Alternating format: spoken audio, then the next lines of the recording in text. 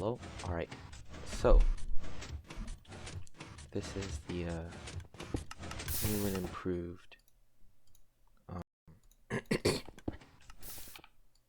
iron farm. Just a little recap. We used crushing wheels.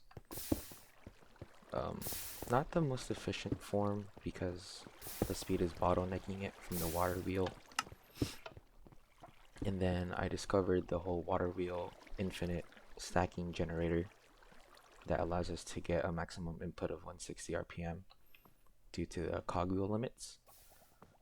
So basically what happens here is we'll shut it off real quick.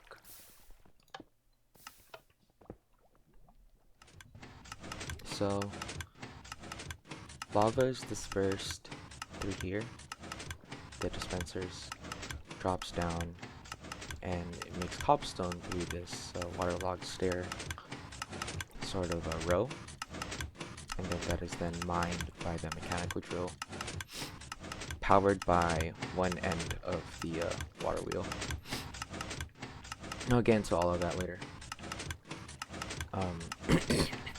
Afterwards, the chute after the mill is done producing gravel, the chute will drop it down towards this ice water duct into this hopper, into this dropper right here. And this is just a simple observer automator. So basically whenever there's an item in the dropper, the comparator will have a pulse, an observer, and then drops until it's finished. And then it takes it down here towards this conveyor belt of fans.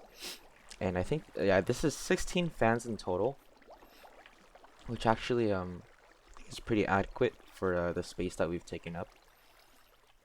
All the way here to the tunnel, which filters out that filters out flint and iron ingots, or sorry, iron nuggets. So yeah, we'll just do this right there, and then it'll get into the it'll get funneled out into this chest. And if it is a flint, it'll go into lava. If it is an iron nugget, it'll go into the chest. Now, a few design comments. For the conveyor belts, I did max it out to maximum RPM because there really is no stress unit used from them. We'll just look at that right now. So if you were to look here, yeah, we're at 160 RPM, which is the fastest the cogwheel setup can go. And we have a remaining capacity of 317. Alright, so here's another design note. At first, this yellow stained glass wasn't here because I didn't use that water wheel right there that connects both of them. Because this alone takes up 2560 stress units, this alone takes up 2560 stress units, which in total was 16 in all. However, the problem with that was the design note here for the encased fans actually don't process ores based on how fast they run. They process ore washing through how many there are. And so I tried to get the most bang for my buck gear ratio that would get me almost 0 RPM in here. So you can see here that there's 0.16 stress units at each case fan. So basically it was just a whole bunch of slowing down these gears, and eventually I think it ended up being 0.08 RPM.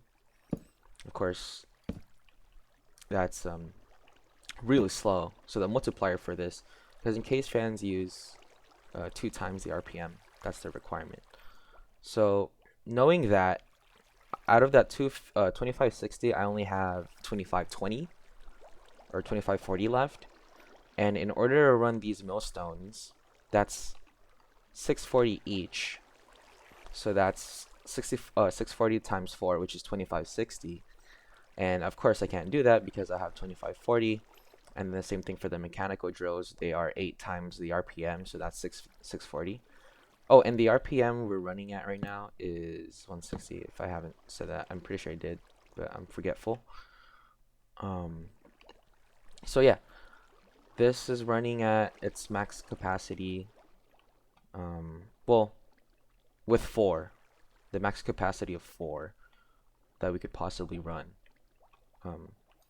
Basically, this is the maximum efficiency you can get from this setup. So yeah, we have the mechanical drill here, we have the millstone, and the reason why I chose millstone instead of crushing wheel is because crushing wheel takes brass to make, and I know this has brass funnel and brass whatever, but I try to keep it to a minimum. And yeah, I mean, it's pretty straightforward. I think this is the most early game survival friendly material gathering things unlimited iron farm you can get. So yeah, well, I mean, we'll test that theory out, but anyways, yeah, I mean, this is just a sequence of gear ratios to get the highest RPM. We have the belt here that drives the millstone. We have another belt that drives the encased fans. We have the maximum RPM running this belt, and then on this side we have the sort of storage belt running at the same thing, which is basically what this is all used for. Oh, so yeah, I mean, and then there's just a redstone contraption to like shut it off and on. So you just flick a button, disperses the lava. Try that. And now we can see that it's working.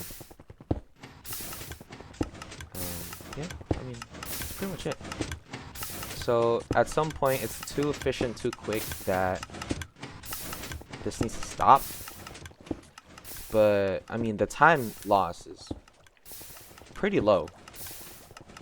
I think that's like 0.25 milliseconds, sub 1 second time before it goes into the funnel. Going to the chest. Let's see. Let's just reset this. We'll count the time we can get 9 nuggets to make an ingot. So just do it right now.